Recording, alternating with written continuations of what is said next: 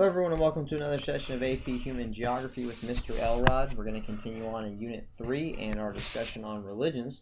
Today we're going to be moving on to ethnic religions. Now we talked about universalizing religions, we talked about some of their characteristics and what made them unique in terms of their outlook on the world and the way they try to spread their faith and things along those lines. So today we're going to start looking at ethnic religions and we're going to move into Hinduism. Now, just a few characteristics of ethnic religions is ethnic religions, in terms of historically, are much older than the universalizing religions, and all of that has to do with the historical elements of the religions and also kind of the development of civilization. If you're familiar with ancient civilizations and things like that, typically every single people group had their own specific set of gods that they worshipped, and in fact, each city-state a lot of times would have their own little set of gods that they would worship, and there's really never a whole lot of concern about spreading the faith, about making other people believe in the God. In fact, if one group of people went out and conquered another group of people, then automatically people would start worshiping that God because they believed that God was stronger than their God, or they might just add that God to their collection of gods. And so, again, it's almost like historically in the ancient world, it was almost as if every religion was an ethnic religion because, again, it was this idea that it really didn't matter who your God was or whatever. You'd end up spending, I guess, your afterlife in whatever situation that particular religion prescribed. And so there really wasn't much of an emphasis on that. It's almost like religion was used primarily to teach people how to behave, how to interact with each other, and things along those lines. And so because of the fact that these ethnic religions really weren't all that interested or concerned about converting others, they weren't going to go out and seek converts, so ethnic religions tend to be much smaller than universalizing religions. And the exception to that is going to be Hinduism because of its cultural context, and we'll talk more about that in just a minute. So again, with ethnic religions, most of the time the religion is only going to focus on one specific group of people, and the reason it's called ethnic religions is that specific group of people tends to be an ethnic group because it was this idea that every ethnic group had its own religion, had its own set of gods, and things along those lines. So today, within ethnic religions, we're going to talk about Judaism and Hinduism. Today we're specifically going to talk about Hinduism. Hinduism has its beginnings really before recorded history. Nobody's really sure exactly where Hinduism comes from.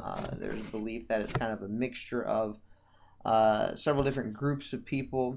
You had some people in the ancient world who came down from the Caucasus region, came down into the Indian subcontinent and defeated and subjugated the indigenous people of the Indian subcontinent. There's belief that that there was a mixture between the religion of the Caucasus people and the Vedas people, the dark-skinned people within the Indian subcontinent, and so you brought those two things together, and so that eventually is what kind of morphs into what is today known as Hinduism. But again, it's got this ancient past, and nobody's really sure of where it came from. It just kind of evolved over time. Its beginnings are in the Indo-Gangetic Coast, so in the Indian subcontinent, in between the Indus and the Ganges River valleys, and it is also the parent religion of Hinduism. That's a really important point to make. That Buddhism comes out of Hinduism. I'm not sure what I said just a minute ago, but anyway, Hinduism is a parent religion of Buddhism. Buddhism comes out of Hinduism. Remember, Siddhartha Gautama was a Hindu, and he makes some changes to his personal set of beliefs and eventually develops Buddhism. That's another important point to make, that there is no one founder to the religion of Hinduism. Again, nobody's really sure where it came from, so there really is no one person to attribute the religion to. When you look at Hinduism, there's a couple of elements to it that are similar to some of the other religions. Within Hinduism, you have a collection of writings, and these are what are called the Vedas. And pretty much these are the holy text of Hinduism. And Hinduism is made up of a bunch of collection of writings. Again, it's a really old religion, so it comes from lots of different places. It's from different teachers, from different gurus, and things like that. And essentially, the Vedas are a collection of poems, or a collection of songs, or a collection of stories that tell the tale of Hinduism, that tell stories that have morals to them. They're going to set down kind of the precepts of Hinduism and how one should live their life, concepts and ideas of reincarnation and karma, and the spirituality of Hinduism, how one reaches eternal release. Very similar to Buddhism, Hinduism's goal is to reach eternal release, perfect enlightenment, perfect understanding, perfect balance between yourself and the world, so that when you die, you move out of the cycle of reincarnation and move into Brahman, you become one again with the eternal collective. Now, one of the important elements of Hinduism in terms of its characteristics is really that it hasn't spread a whole lot all over the earth. Again, because of the fact that they're not really looking for converts. Now, it's any spread that has occurred because of the fact that Hindus have moved from India to other parts of the world, and that's becoming a more important factor. That India is becoming a much wealthier country. A lot more people are making money now. They're moving into the middle class, getting educations, things like that, and they're moving to other parts of the world. And so with that, we're going to start seeing the spread of Hinduism. In fact, not far from where I'm teaching at, in a town called Lilburn, Georgia, there's one of the largest Hindu temples, as far as I understand, in the United States. Maybe it's just east of the Mississippi, but it's a very large Hindu temple, and we have a large contingency of those who practice Hinduism in the metro Atlanta area. And so you see that becoming a part of the cultural landscape in different parts of the world. So anyway, here's just a map to illustrate this point. And again, this map is a little bit different. We're looking at a choropleth map here that's dealing with percentage of the population. So obviously, most of the regions already have their religions that are kind of set. And Hinduism historically has not spread much outside of India because of the fact that they really don't see converts, and the people of India haven't really moved a whole lot. But you see that Hinduism is gaining ground in some places, the Arabian Peninsula, importing engineers to work in the oil industry, things along those lines. Some moving into South America. But again, this deals with percentage of the population, which might indicate to us why we don't necessarily see many other colors of this orange or yellowish color. But again, a lot of that has to do with the fact that Hinduism has not spread because they're not looking to convert anyone, and it's only going to spread based upon the movement of people from India to other countries. Now, some interesting elements of Hinduism is really that it has no branches. Looking into this, as far as I can tell, as far as I've read, there's really no wrong way to practice Hinduism.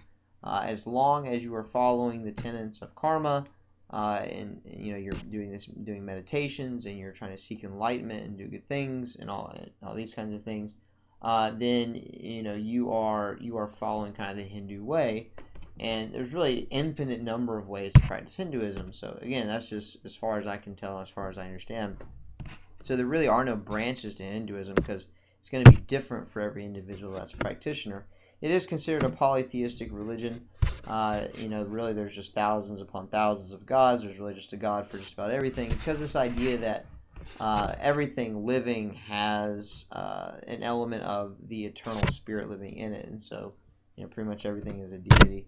And I've also heard it explained that pretty much every god that's represented is a manifestation of the one God, Brahman, who's kind of like the ultimate God, the creator God.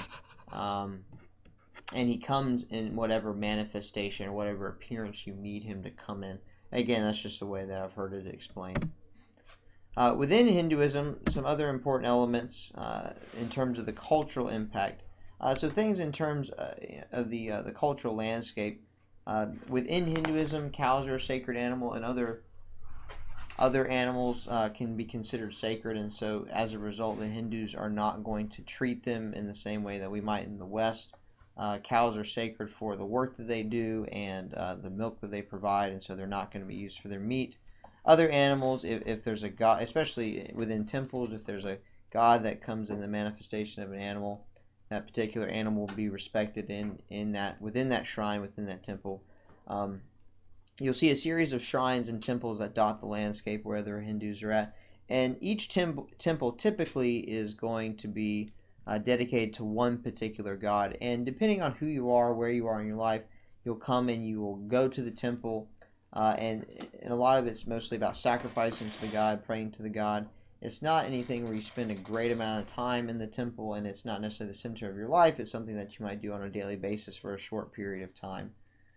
Some other elements are the ideas that Hindus typically will want to treat others well. because of the idea of reincarnation, this idea of rebirth, you want to be reborn into a higher level than you are currently, and so that way you can eventually achieve eternal release. And the way that you do that is by gaining, as far as I understand it, positive karma. Karma is actually considered, you have good karma and you have bad karma. The way I a lot of times talk about it is, karma is like spiritual baggage, and at the end of your life you want as little spiritual baggage as possible so that you can not be weighed down and go down the ladder of the caste system, but move up the ladder of the caste system. Which brings us to our next point. Is an important element of Hinduism, which is called the caste system. The caste system is a religiously ordained social hierarchy. This belief that you are born into a particular element of society based upon your previous life, and so that's where the reincarnation comes into play.